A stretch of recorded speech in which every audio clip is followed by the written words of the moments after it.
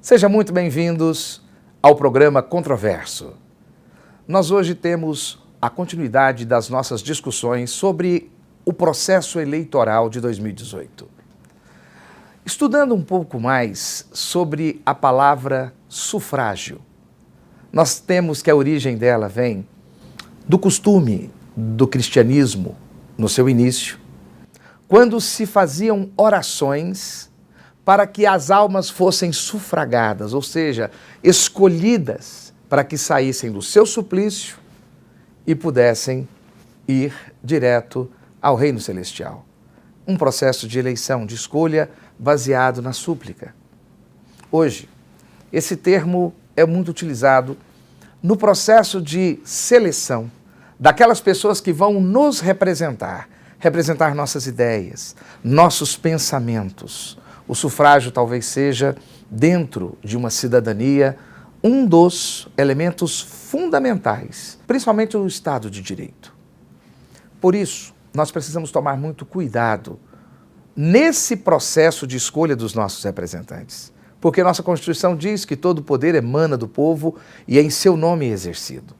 E para conversarmos um pouco sobre a proteção do nosso processo eleitoral, sobre as formas que nós temos de cercar, cuidar, vigiar, monitorar, para que tenhamos um processo honesto, para que tenhamos um processo ético, é que o nosso convidado hoje está aqui conosco.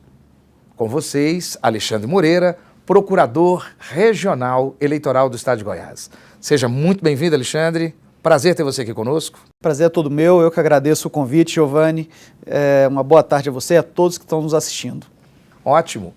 Alexandre, nós já temos você aqui pelo Estado de Goiás já desde 2009, não é isso? Correto, cheguei aqui em Goiás no início de 2009. E temos você como nosso Procurador Regional Eleitoral já pelo terceiro biênio. Parabéns, porque a sua escolha envolve, inclusive, a indicação dos seus colegas, não é isso? Correto. A função de Procurador Regional Eleitoral, que é uma função dentro do Ministério Público Federal, que coordena os promotores eleitorais e atua perante o Tribunal Regional Eleitoral, ele é escolhido pelos procuradores da República aqui no Estado de Goiás, que fazem uma eleição e indicam esse nome para o Procurador-Geral da República, que designa para um biênio de 2 anos. Eu já fui Procurador Regional Eleitoral aqui no biênio de 2010, ou seja, fiz as eleições de 2010, depois as eleições municipais agora de 2016 e novamente fui reconduzido para cuidar das eleições de 2018. O que você acha que são atributos essenciais que permitiram que os seus colegas o indicassem como procurador, e você fosse recebido, né, pelo procurador nacional? Que atributos você acha que são essenciais para conduzir um processo complexo como esse? Eu acredito... Todos os colegas aqui, como se diz, todos os procuradores aqui de Goiás teriam plena capacidade de assumir esse cargo, mas eu acredito que eu tenho um interesse nessa área eleitoral, já há mais algum tempo que trabalho nessa área eleitoral e coloquei meu nome à disposição, mas eu acredito que a questão de integração com os promotores... Alexandre, você acredita que a sua juventude, você está com 41 anos, sim, e que ela ajuda a interlocução com as novas expressões de poder, com a sociedade desse ano 2000? Eu acredito que muitas pessoas na minha faixa etária, como 41 anos, pegar colegas, por exemplo, que estão envolvidos na Operação Lava Jato, uma das operações mais relevantes talvez uma das mais relevantes que nós já tivemos no país, no combate à corrupção e até no mundo, são pessoas também na minha faixa etária, como o Dr. Daltan Dallagnol, Paulo Galvão e diversos outros envolvidos, por exemplo, só para citar o exemplo, na Lava Jato. Então, acredito que a questão da idade, ela talvez seja importante em termos de engajamento, talvez um engajamento maior na função. O público, de uma forma geral, nós percebemos que com as redes sociais eles estão realmente interessados na eleição. Vocês percebem isso aqui também, uma maior participação de questionamento da sociedade em relação às eleições de 2018, 2014? Bem, as redes sociais, elas cada vez mais têm assumido uma importância maior nas eleições. Pegar até um tempo atrás, era muito baixo o impacto da rede social, era basicamente rádio e TV. Né? Eu estava até assistindo uma palestra esses dias, o Jornal Nacional, antigamente tinha 60 pontos de audiência, atualmente é 30 pontos no Ibope de audiência. Ou seja, ainda é uma audiência muito alta, mas era metade do que já foi no passado. E grande parte desse público migrou para a internet. É só ver que os mais jovens, principalmente, muitos se informam pela internet, e não mais pelas vias tradicionais da rádio, TV.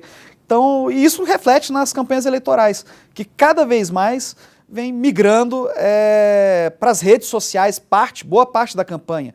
Obviamente que a televisão e o rádio não perderam a sua importância, mas a rede social ela dá uma nova dinâmica nas Mas eleições. você percebe uma consciência crítica do seu ponto de vista?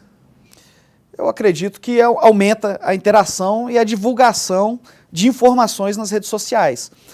Há um lado positivo nisso, nessa propagação de informações pelas redes sociais, mas também há o lado negativo, por exemplo, do excesso de fake news. Porque antigamente, como tudo vinha pela imprensa, você tinha uma certa checagem, pelo menos, apesar de, obviamente, todo veículo de imprensa ter sua linha editorial, seja num sentido, uma linha editorial de esquerda, de direita, ou qual seja ela. Hoje essas informações estão muito mais difusas e você sequer tem uma linha editorial e sabe muitas vezes aquela fonte da informação. Então, o eleitor tem que ter um certo cuidado e checar aquelas informações que ele recebe nas redes sociais. Porque, normalmente, nós, como seres humanos, temos uma tendência de confirmação daquilo que a gente já pré-estabelece, que a gente acredita. Então, muitas vezes, quando a gente chega a uma determinada matéria ali e aquilo está alinhado com o que nós preconcebemos, nós temos, muitas vezes, tendência já a acreditar naquilo e compartilhar aquilo sem sequer checar se aquilo é verdade ou não.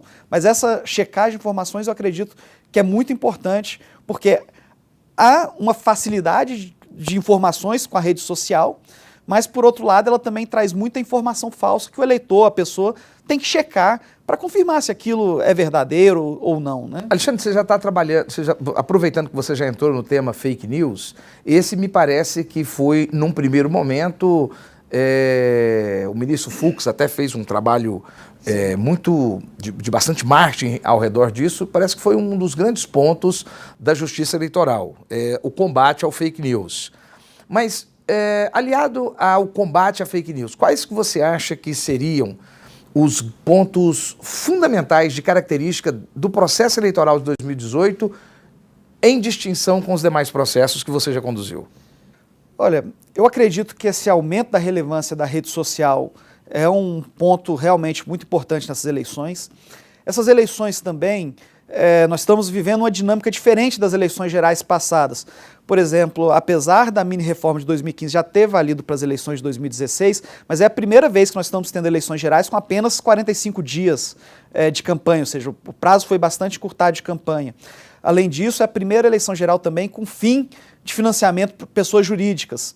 Hoje o financiamento das campanhas é basicamente quase todo por fonte pública, né, que é o Fundo Especial de Campanha, que recebeu aí 1 bilhão e 700 milhões de reais, mais o fundo partidário, que realmente é o principal fator de financiamento das campanhas políticas.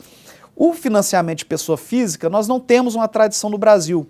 Você teve uma novidade que foi o crowdfunding, ou seja, as vaquinhas virtuais, mas a realidade que nós vemos é que essas vaquinhas não pegaram. Né? Ou seja, o número de recursos arrecadados nessas vaquinhas virtuais, no crowdfunding, até o momento, são volumes muito baixos de recursos, ou seja, que não são suficientes para financiar campanhas. Então, eu vejo que a dinâmica dessa eleição ela é um pouco diferente.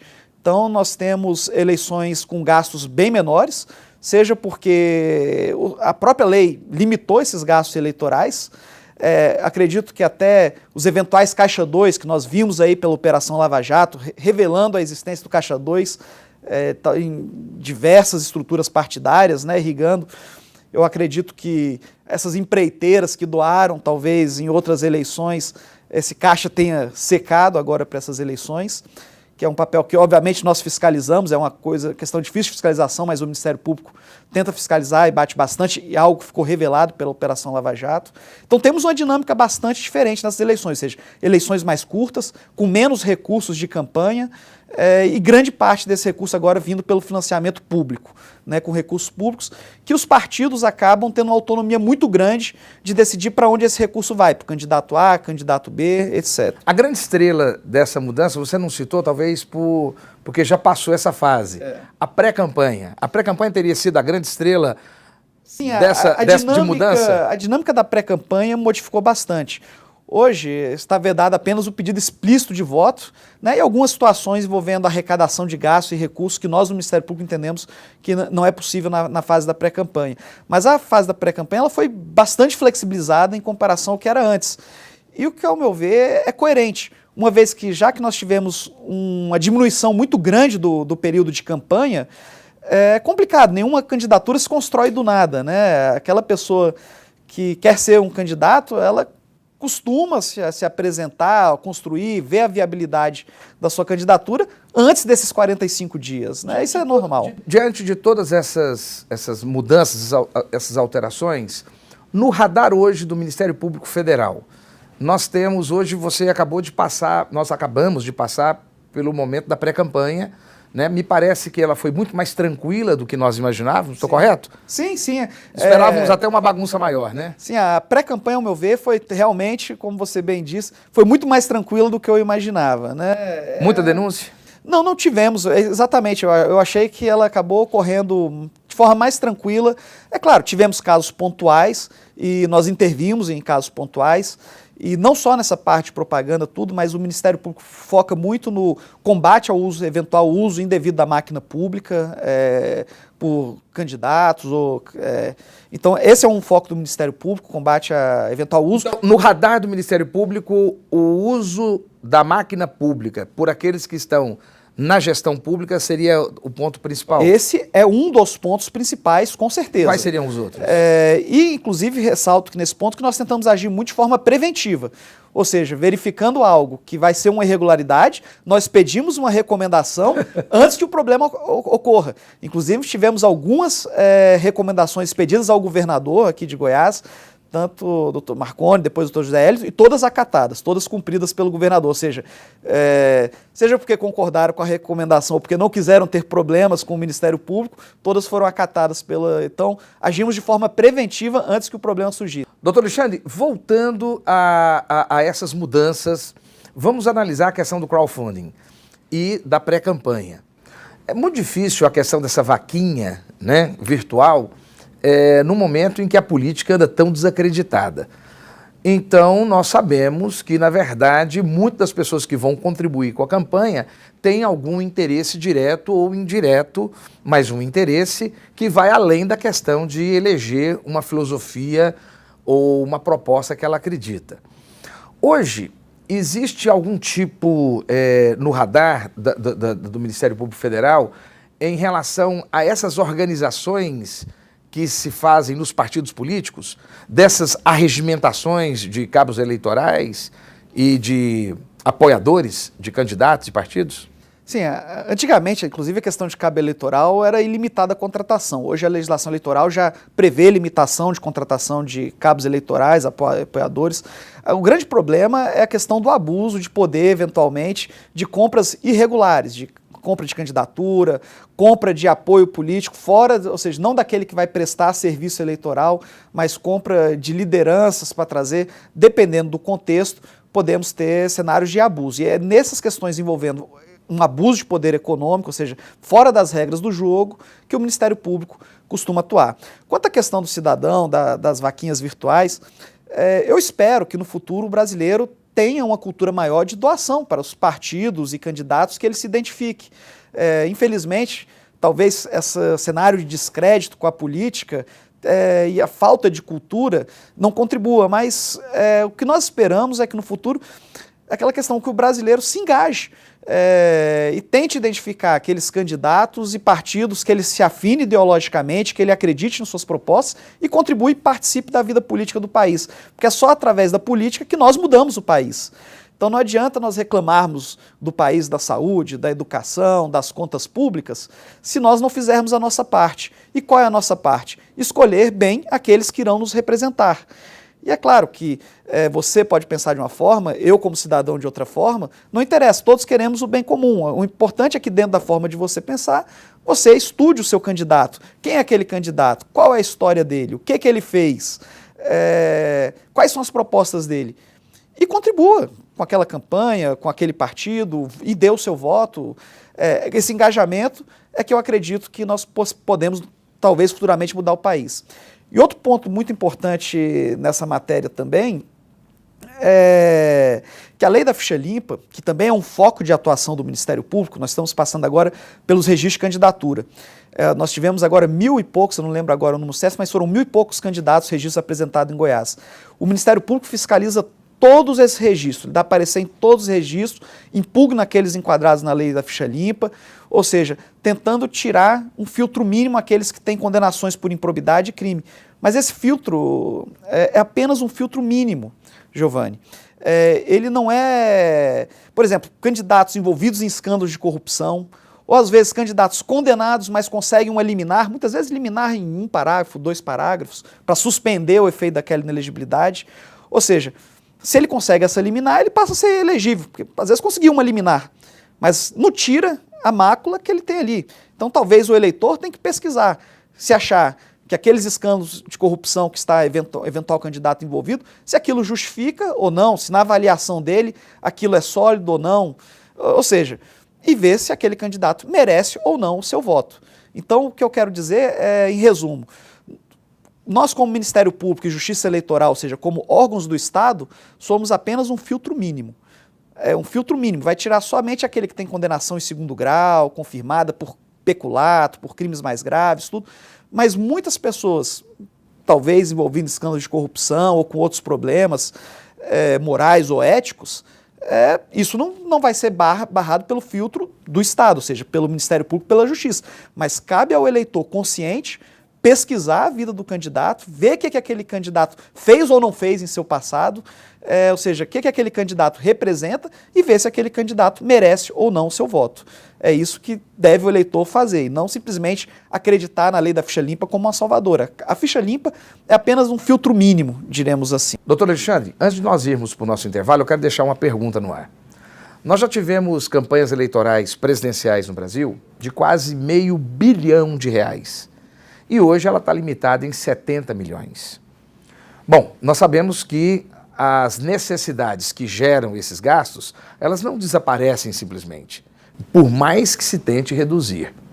A minha pergunta é, como encontrar esses gastos ilícitos e, concomitantemente, essa arrecadação ilícita? Essa será uma resposta que você vai ter que aguardar uns minutos, só enquanto nós temos um intervalo, vamos tomar um café e já voltamos. Programa controverso. Quer se manter competitivo na sua carreira? Venha para a Dalmas, pós-graduação 100% presencial em Goiânia. Oferecemos cursos reconhecidos pelo MEC nas áreas de Direito, Farmácia, Engenharia e Psicologia. Contamos com professores renomados, especializações atualizadas. Além disso, as aulas são um fim de semana por mês. Venha para a Dalmas e faça parte dessa escola de líderes.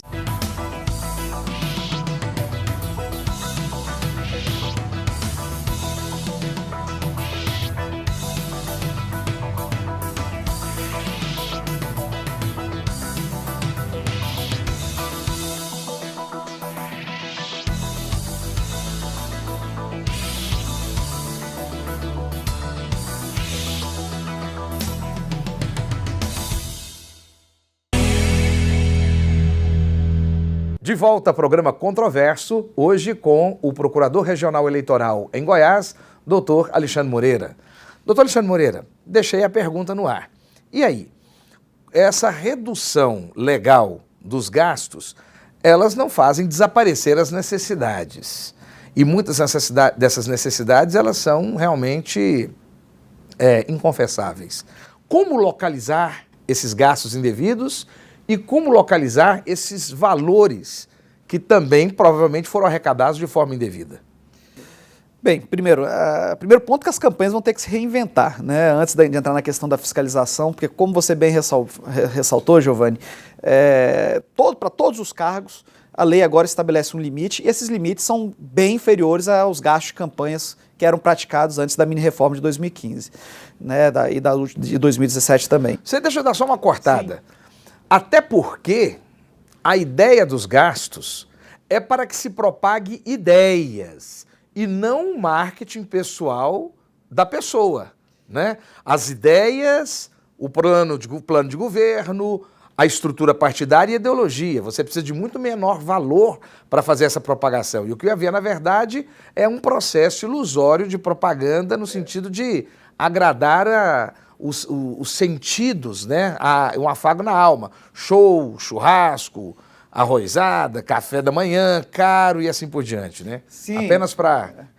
Com certeza. Vamos dizer, a democracia tem um custo, né? Tanto que o Fundo Especial de Campanha agora recebeu 1 bilhão e 700 milhões. Que eu acho justo. Parece um valor alto. Mas quando você pega esse valor, mesmo somado com o fundo partidário, aí vamos para mais de 2 bilhões de reais que vão ser gastos nas campanhas de recursos públicos, esses valores são bem menores do que os valores gastos, por exemplo, nas eleições de 2014. E que descobrimos aí com os escândalos que saem do Sim, bolso do povo. Estou falando só dos valores oficiais de gastos em 2014. Fora o que se revelou na Lava Jato, que se verifica que vai muito indícios além. concretos, que isso vai muito além do que os gastos oficiais de campanha. Então, só para você ter uma ideia, como você bem citou, só a campanha da ex-presidente Dilma Rousseff foram mais de 300 milhões, eu não me lembro mais ao certo, mas foram mais de 300 milhões de reais de recursos. Do Aécio Neves foram algo em torno de 220 milhões, se eu não me engano, também de gasto de campanha. Agora a lei prevê 70 milhões. Estamos falando para presidente, mas para governador, para deputado federal, todos os gastos também médios caíram. Então as campanhas vão ter que se reinventar.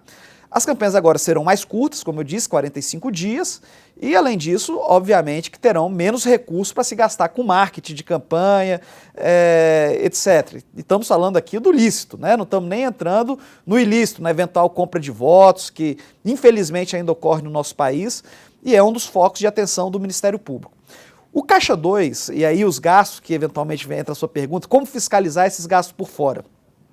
Eu diria que esses gastos por fora, nós temos aqueles sonegados na prestação de contas e aqueles que realmente nunca entram, que são para a prática de ilícitos. E aí a gente pega quando a gente verifica um ilícito. Por exemplo, a compra de voto, que o nome técnico é captação ilícita de sufrágio.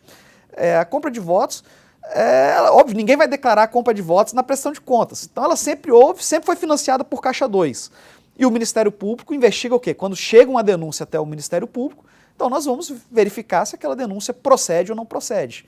É claro que quanto mais elementos concretos essa denúncia do cidadão chega ao Ministério Público, maiores a possibilidade de êxito que nós, juntamente com a polícia, temos de investigar aquele fato e eventualmente verificar. E se proceder, processar e até mesmo cassar o registro, o mandato, declarar inelegibilidade ou até mesmo uma denúncia na seara criminal.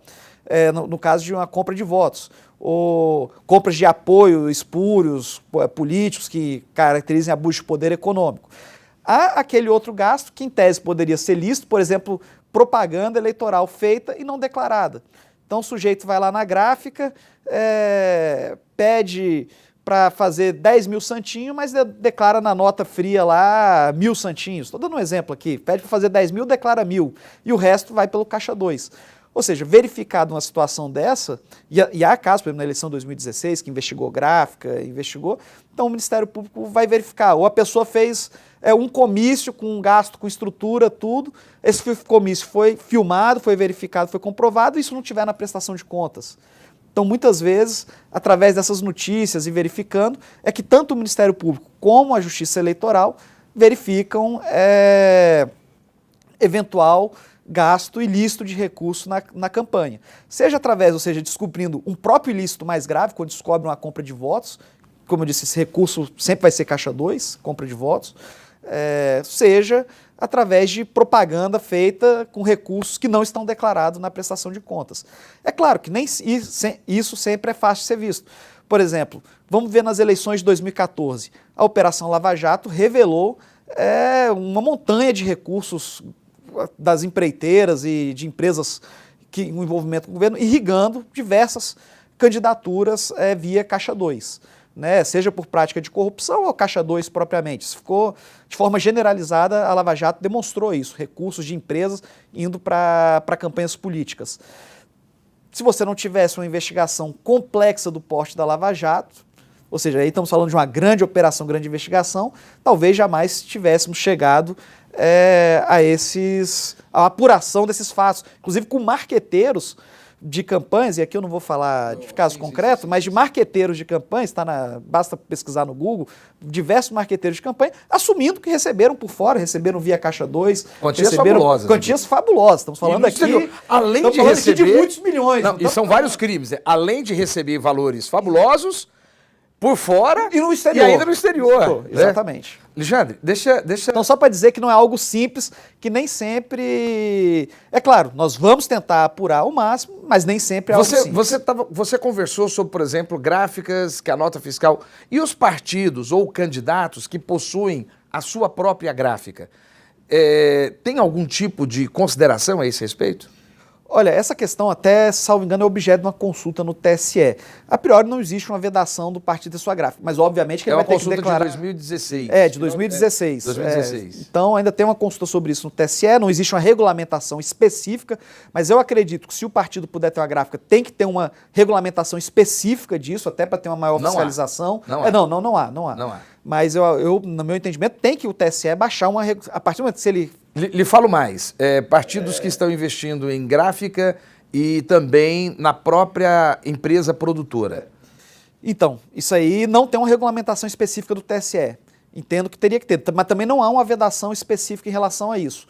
Mas tudo isso vai estar na prestação de contas do partido, com certeza. A partir do momento que o partido, em vez de terceirizar e contratar isso, ele assume essa estrutura, isso tem que estar na prestação de contas dele. Então, por isso que eu entendo que tem que ter uma regulamentação efetiva do TSE sobre essa matéria. E como que vai avaliar? Porque isso aí vai entrar na prestação de contas, na doação do partido para o candidato. Para o candidato, vai ter que estar na prestação de contas. Como que vai avaliar isso? Esse valor que vai ser informado vai ser preço de custo ou vai ser o preço de mercado? Essas são questões que teriam que vir exatamente numa regulamentação do TSE esclarecendo. Mas o custo que ele teve ali naquela produção, o valor todo, ele vai ter que declarar no mínimo o valor de custo. Ele vai ter que declarar ali. E se você verificar, por exemplo, aquela espécie que eu falei, que ele está produzindo mais do que ele está declarando, aí nós teríamos o Caixa 2, né, nas campanhas. Ou seja, se eventualmente, numa checagem, ver que o partido, como ocorre também numa gráfica terceirizada, está produzindo material acima do que está sendo declarado para a Justiça, da onde que está vindo o recurso para financiar essa fonte de fora? Seria uma espécie de Caixa 2. Alexandre, eu fiz essa pergunta até um pouco capciosa, sabendo até de caso concreto, para te fazer a pergunta que eu vou fazer agora.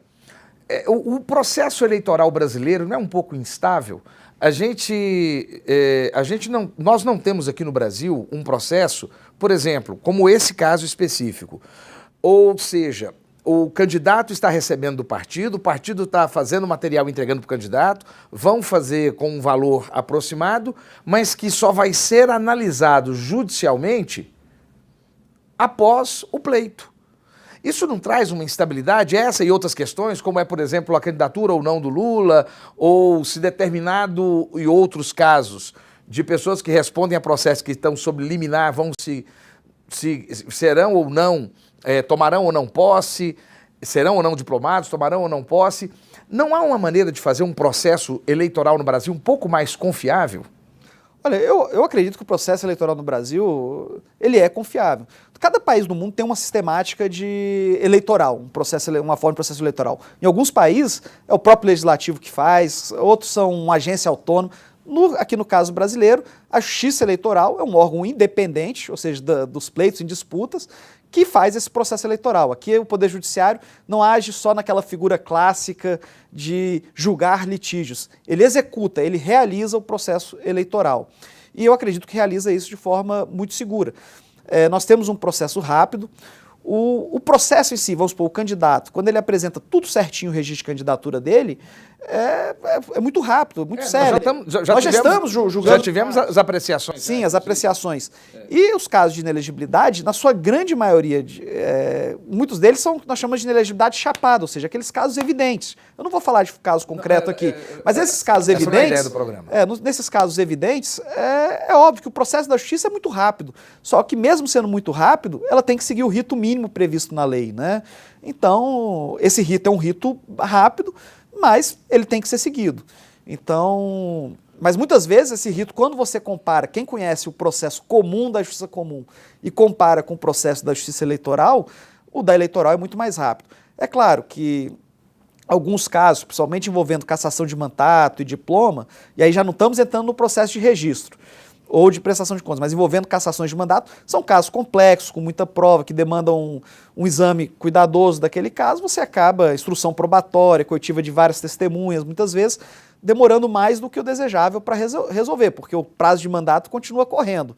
Mas, comparado com os prazos da justiça comum, a justiça eleitoral, é claro, sempre vai ter o que melhorar, aperfeiçoar, mas são prazos bem mais céleres. Doutor Alexandre, e ainda sobre essa questão da prestação de contas, da análise do fluxo de dinheiro, ficou muito claro sobre o monitoramento das despesas e em relação também o porquê que o processo eleitoral ele acaba sendo um pouco lento, mas o senhor me diz que o senhor afirma que nós temos um processo seguro. Vamos conversar um pouco sobre a questão sobre gastos de campanha, como por exemplo o cabo eleitoral especial, o cabo eleitoral de comando. A gente, por ouvir dizer, existe um folclore político de que certos cabos eleitorais são contratados a peso de ouro. E são contratados a coisa de 10, 15, 20, 30, 40, 50 mil, dependendo daquilo que ele faz. Nós nunca tivemos nenhum tipo de processo que conseguisse pegar esse sistema de corrupção? Olha, esse cabo eleitoral que é arregimentador de uma região e que trabalha financiado com dinheiro vindo pela lateral? Sim, se ficar verificado uma situação dessa, como diz, nem sempre é fácil a prova nesses casos. Muitas vezes você chega através de denúncia do cidadão e o Ministério Público tenta apurar, porque nós temos o cabo eleitoral propriamente, que é aquele que vai trabalhar na campanha, que é lícito e vai estar declarado na prestação de contas. O pessoal chama de carregador de vezes, bandeira, né? Balançador de bandeira. Esse é o cabo eleitoral lícito. O problema, muitas vezes, é essa compra de apoio, que muitas vezes não é para trabalhar na campanha. É um arregimentador, como você bem disse, de determinada região, e ele não vai receber pelo trabalho, mas sim pela uma regimentação de determinadas pessoas. Uma verdadeira forma escamoteada de compra de votos. E aí seria um caso de abuso de poder econômico. Muitas vezes essa compra de apoio, obviamente, não vai estar na prestação de contas. Normalmente ela é feita via Caixa 2, feita via por fora. Esse, com certeza, é uma forma de compra de votos que o Ministério Público tenta apurar e, se apurado, pode exejar, inclusive, uma cassação de mandato. Pois é, porque eu nunca vi processo demonstrando esse cidadão. Ele é fundamental para a estruturação dessa cooptação ilegal de sufrágio. É ele que muitas vezes, inclusive, leva o dinheiro até... Você pega aí um mega empresário que é candidato. Você pega aí um sindicalista poderoso, para não falar, né, que isso aí tem de esquerda, de direita, tem de candidato pobre, candidato rico, né? Você tem essa pessoa que está no topo, ela não consegue levar o dinheiro para comprar o voto de R$50, de R$100, de R$150. Ela precisa de alguém que faz essa ponte, né? Esse cidadão ponte, eu ainda não tive a oportunidade de vê-lo ser pego, para que nós pudéssemos achar quem é que o cooptou para saber de onde veio aquele dinheiro. Eu ainda não tive essa oportunidade de ver. Mas muitas vezes quando você se pega o processo de compra de votos, muitas vezes quem é pego ali na compra de voto ali é justamente a pessoa, não é o próprio político, é a pessoa indiretamente que está fazendo o processo. Muitas vezes você não consegue provar que ela estava recebendo esse volume de recursos para fazer aquilo. Mas você pega o ilícito, a captação ilícita, muitas vezes ela é sancionada por esse fato indiretamente através da compra de votos. Agora, realmente, não é algo fácil de descobrir, mas o Ministério Público, não tenha dúvida, atua quando chega notícia desse tipo de irregularidade. Hoje os convênios que o Ministério Público Federal tem com outros órgãos da União, como por exemplo a Receita Federal, ajuda a monitorar essa movimentação de dinheiro no período eleitoral, correto? Correto. Hoje, até para explicar aqui um pouco para o nosso ouvinte como é que funciona. Na eleição geral, o Procurador Regional Eleitoral é que atua perante o Tribunal Regional Eleitoral. Mas ele não atua sozinho. Primeiro eu tenho 3 procuradores auxiliares aqui no Ministério Público Federal que auxiliam na parte de propaganda. E tenho 92 promotores eleitorais no Estado que auxiliam também o Procurador Regional Eleitoral na apuração desses mais diversos ilícitos, até porque seria impossível... Os promotores já são do governo estadual local, né? Sim, os promotores, o Ministério Público Eleitoral é uma figura híbrida, prevista na Lei Complementar 75, que é a lei do Ministério Público Federal. Então ele é uma função federal e estadual... O Ministério Público Eleitoral é uma função federal, mas ele é um Ministério Público híbrido. Ou seja, você tem a figura do Procurador-Geral Eleitoral, que é o Procurador-Geral da República, e do Procurador Regional Eleitoral, que vai ser um Procurador Regional da República ou um Procurador da República, e os promotores no primeiro grau, os promotores eleitorais, que são promotores de justiça do Ministério Público do Estado. Então, ou seja, é uma figura híbrida que tem procuradores da República do Ministério Público Federal e promotores de justiça do Ministério Público Estadual, todos agindo em harmonia para que funcione a instituição, porque quem tem a maior capilaridade, ou seja, que está no interior do Estado, são os promotores. E os procuradores da República normalmente estão apenas na capital ou em municípios grandes, e os promotores têm essa capilaridade grande. Então, esses 92 promotores hoje atuam no Estado nos auxiliando. E, além disso, o Ministério Público evoluiu muito. Por exemplo, eu que peguei a eleição de 2010, rescaldo da de 2008, naquela época nós tínhamos muito poucos convênios para obter informações. Hoje, por exemplo, nós temos convênios com a Receita Federal para cruzamento de excesso de doação, de doações de campanha, diversos cruzamentos da Justiça, na própria Justiça Eleitoral, para obter informações com indicativos de Caixa 2 ou de gastos. Então são vários aqui que poderia citar de convênios firmados de 2010 para cá, que realmente aumentou muito a efetividade da fiscalização. Então, por exemplo, excesso de doação. O cidadão que fazia um excesso de doação antes de 2010, você não tinha um batimento disso. Então era muito difícil levantar. Hoje, você pega o banco de dados da Justiça Eleitoral, cruza com as informações da Receita. Se o cidadão tiver doado mais de 10% do que ele podia doar, a gente tem essa informação para propor as representações. É só um exemplo, mas temos diversas outras. Por exemplo, essas impugnações de registro de candidatura, de fichas sujas. Antigamente, em 2010, por exemplo, isso era feito no braço. Nós entrávamos praticamente no Google, candidato por candidato, tentava saber dos promotores quem é que tinha condenação, ou seja, era uma coisa muito artesanal, braçal. Hoje não, hoje nós temos um banco de dados dentro do Ministério Público, que nós pedimos para os outros órgãos, Poder Judiciário, câmaras municipais, tribunais de contas, alimentarem, e uma vez que a pessoa apresenta o registro de candidatura, se ela tiver naquele banco de dados, por exemplo, uma condenação por improbidade, contas rejeitadas pelo Tribunal de Contas ou qualquer outro fato que gere a sua inelegibilidade, esse banco de dados gera um cruzamento e me gera um relatório. Hoje, por exemplo, todas as impugnações que eu fiz de candidatos enquadrados na lei da ficha limpa aqui no Estado foram feitas com base nesse banco de dados, que gerou cruzamento positivo. É claro que o banco de dados ele é apenas um indicativo, tanto que o número de relatório que ele me gerou foi muito maior do que o número de impugnações que eu efetivamente fiz. Por quê? Porque depois que a gente vai analisar o relatório, às vezes, não, aqui não enquadra, ou esse não enquadra, mas os que enquadravam na lei da ficha limpa nós representamos. Então, tem ocorrido cada vez mais uma evolução, eu diria, nesses convênios e cruzamentos e bancos de dados com outras instituições que têm possibilitado o Ministério Público ter uma fiscalização mais efetiva e melhor no cumprimento das regras eleitorais. Doutor Alexandre, o senhor me apresenta um crescimento muito grande dentro da capacidade de fiscalização do Ministério Público Eleitoral, mas nós percebemos que, pelo menos até um passado bem recente, nós ainda temos dificuldades em eleger pessoas que realmente são comprometidas com o Estado. E cada vez mais nós percebemos que o dinheiro da corrupção, ela retroalimenta os processos eleitorais e esses processos eleitorais são utilizados como uma perpetuação exatamente desses grupos que são grupos que estão muito mais interessados em se locupletarem do Estado do que de fazer uma grande nação.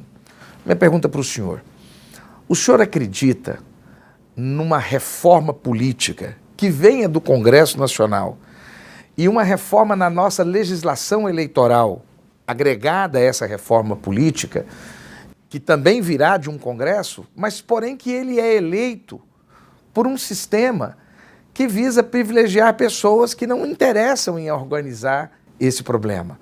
Medita um pouco nisso, só enquanto nós tomamos uma água e saímos por um intervalo. Te aguardo, programa Controverso, aqui no canal 5 da Fonte TV. Quer se manter competitivo na sua carreira? Venha para a Dalmas, pós-graduação 100% presencial em Goiânia. Oferecemos cursos reconhecidos pelo MEC nas áreas de Direito, Farmácia, Engenharia e Psicologia. Contamos com professores renomados, especializações atualizadas. Além disso, as aulas são um fim de semana por mês. Venha para a Dalmas e faça parte dessa escola de líderes.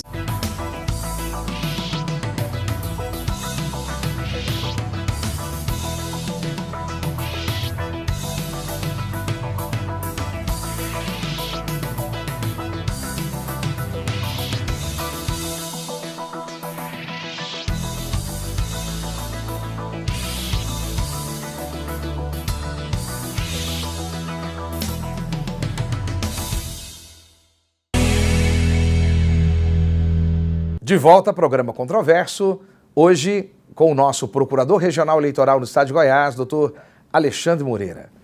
Doutor Alexandre, eu deixei com você uma batata quente. Me fala um pouco sobre o que você vê numa reforma política verdadeira, o que seria necessário. O senhor acredita que ela um dia chegará no Brasil, uma reforma eleitoral, uma reforma política, vindo de um Congresso que provavelmente vai ser eleito mantendo muito o status que nós temos aí? Eu vou até fazer um outro comentário.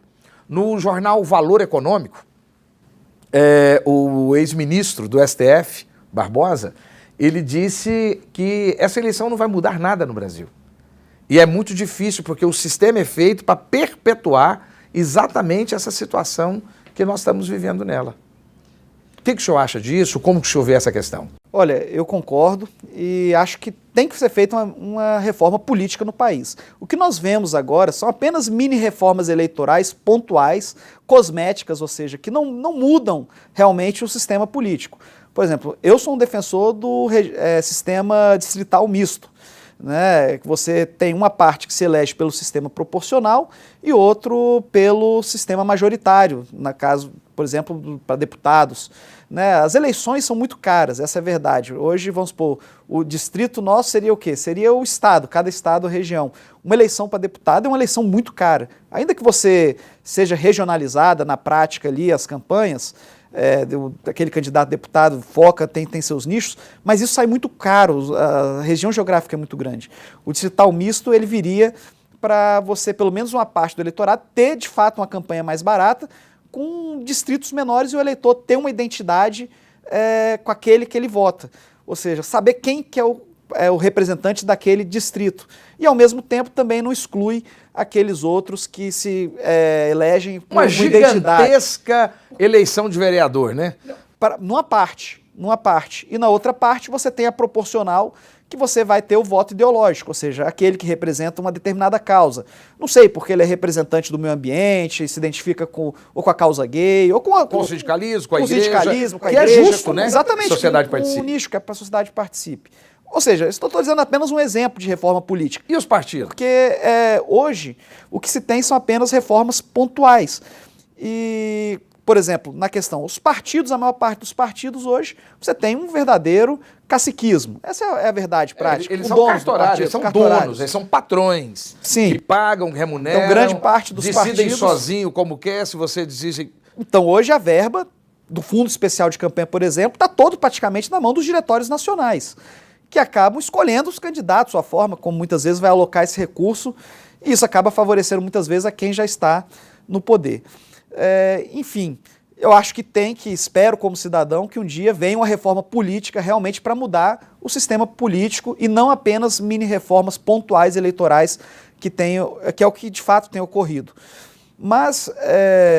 tem democracia hoje nos partidos? Que nós vemos aí, por exemplo, na eleição de 2016 agora, tanto de conflitos partidários, o que a gente vê muitas vezes é uma certa hierarquia partidária e não uma verdadeira democracia partidária, que é o que deveria ter, na teoria pelo menos. É só ver o número excessivo de comissões provisórias nos partidos em vez de diretórios O definitivos. Ministério Público não pode fazer nada a respeito disso? Olha, você tem uma autonomia partidária, então há uma limitação muito grande do Ministério Público em relação a isso. Seria mais uma questão de legislação. O próprio Tribunal Superior Eleitoral, interpretações da Constituição, tem tentado enfrentar essa realidade dos partidos. Mas isso é uma questão mais de legislação e interpretação do que no âmbito superior, do que propriamente, eu acredito, de fiscalização do Ministério Público de ilícitos propriamente. Seria mais de uma prática que tem que ser modificada do que ilícito propriamente eleitoral, né? Que Agora, um principal ponto, Giovanni, que eu chamaria de tudo isso que nós conversamos, é que, óbvio, o Ministério Público Eleitoral, a Justiça Eleitoral são órgãos do Estado que vão atuar visando coibir ilícitos eleitorais. Ou seja, para tentar manter as regras do jogo vigentes, ou seja, as regras que estão postas na legislação. Obviamente que nem a Justiça nem o Ministério Público não são onipresentes, então contam com o cidadão que, sabendo de um ilícito, denuncia esse ilícito, e ele pode fazer isso, por exemplo, através do aplicativo Pardal, que está disponível no Google Play, na Play Store, ou do aplicativo Saque MPF.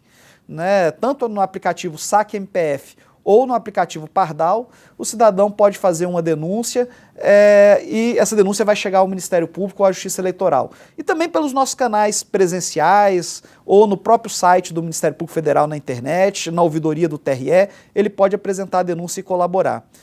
Mas mais que isso tudo nós estamos fazendo para tentar coibir ilícitos, ou seja, manter a regra do jogo. Mas o cidadão pode fazer mais que isso. E o que o cidadão eleitor pode fazer? E aí entra o meu conselho ao cidadão eleitor.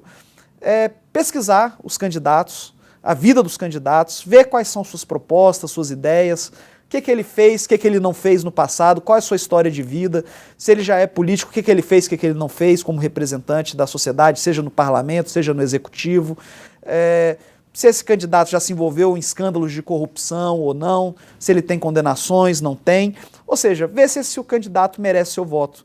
Então não adianta nós, como cidadão, reclamarmos da saúde, da segurança pública do país, que infelizmente 60 mil assassinatos por ano é algo surreal quando você compara com outros países.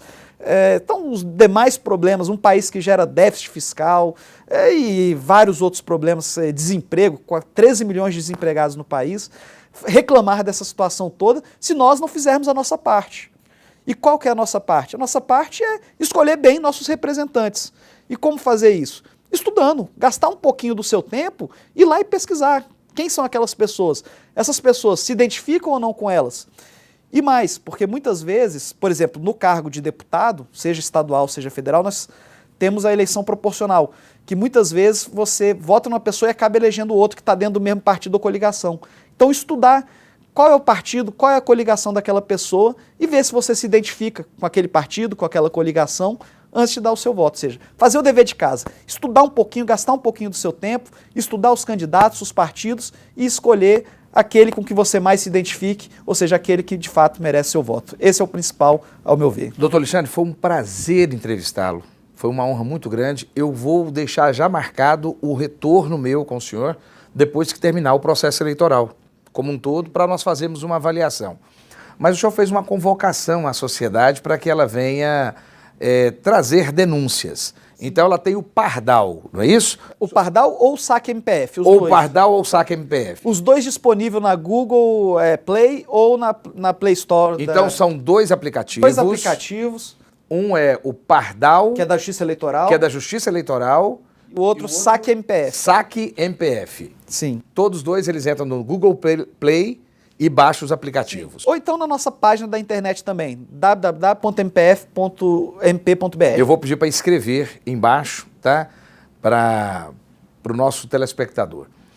Eu encerro aqui agora, mas antes de encerrar, o senhor tem aí 10, 15 segundos para dizer: o senhor acredita ainda que o Brasil tem jeito? O senhor acha que nós podemos ter um processo eleitoral que venha melhorar o nosso país? Não tenho dúvida que o Brasil tem jeito sim. Na minha opinião, nós temos um país grande, com muitas riquezas, com muitas possibilidades pela frente. O que nós precisamos é que o eleitor, como eu disse antes, gaste um pouquinho do seu tempo para escolher bem o seu candidato. Estude bem os candidatos que estão aí disponíveis, seu histórico de vida, o que fez, o que não fez, suas propostas, suas ideias. Veja aquele que ele melhor se identifique e dê um voto consciente. Não venda o seu voto, não troque por um pouquinho o seu futuro, o futuro do seu filho. Gaste um pouquinho do tempo. Política faz parte. Se nós não escolhermos os nossos representantes, alguém vai escolher pela gente. E depois não adianta reclamar. Ou seja, gaste um pouquinho do seu tempo e vote. Se não puder, não tiver nenhum que você considere o melhor, que seja o menos pior, mas vote, e vote consciente. E conte com o Ministério Público, né? E conte com o Ministério Público e aqueles ilícitos eleitorais, aquele político que estiver comprando votos, denúncias, faça a denúncia, contribui. Porque, realmente, o Ministério Público não está em todos os lugares, a todos os momentos. Mas o cidadão está. Mas o cidadão está. E o cidadão pode apresentar a sua denúncia e nós estaremos sempre com as portas abertas ao cidadão. Muito bem, muito obrigado pela sua audiência.